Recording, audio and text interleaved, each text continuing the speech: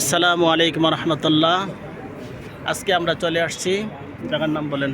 আমরা মাকবারায় মোয়াল্লায় আমরা আছি ইনশাআল্লাহ।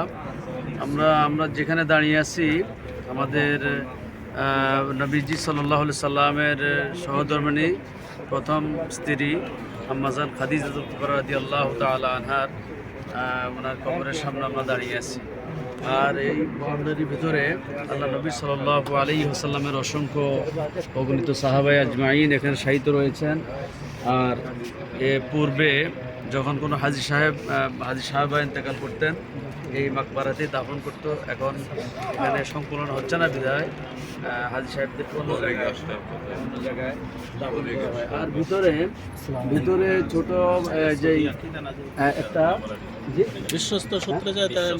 বিশ্বস্ত সূত্রে যেহেতু আমাদের রেফারেন্স নাই, আমরা এই ব্যাপারে একটু বাড়ে কমে কথা নাই বলি।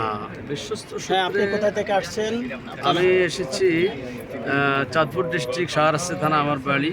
আল্লাহ পাক রব্বুল আলামিন আমাকে এই পর্যন্ত 21 বার আল্লাহ তাআলা কবুল করেছেন। ইনশাআল্লাহ দোয়া করবেন, দোয়া চাই আপনাদের সকলের কাছে। আসসালামু আলাইকুম। আসসালামু আলাইকুম রহমতুল্লাহি ওয়া বারাকাতুহু।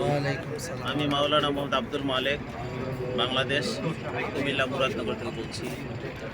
আমরা এমন একটা জায়গায় আছি যা আমাদের বাংলাদেশের মানুষ জান্নাতুল মুআল্লা বলে চিনে, যেখানে খাদিজাতুল কুবরা আম্মাজান ওনার কবর, এখানে রাসূল কারীম সাল্লাল্লাহু আলাইহি ওয়াসাল্লামের দুইজন পুত্র সন্তানের কবর এখানে, এবং প্রায় 70 জন সাহাবী কম বেশি এখানে শুয়ে আছে।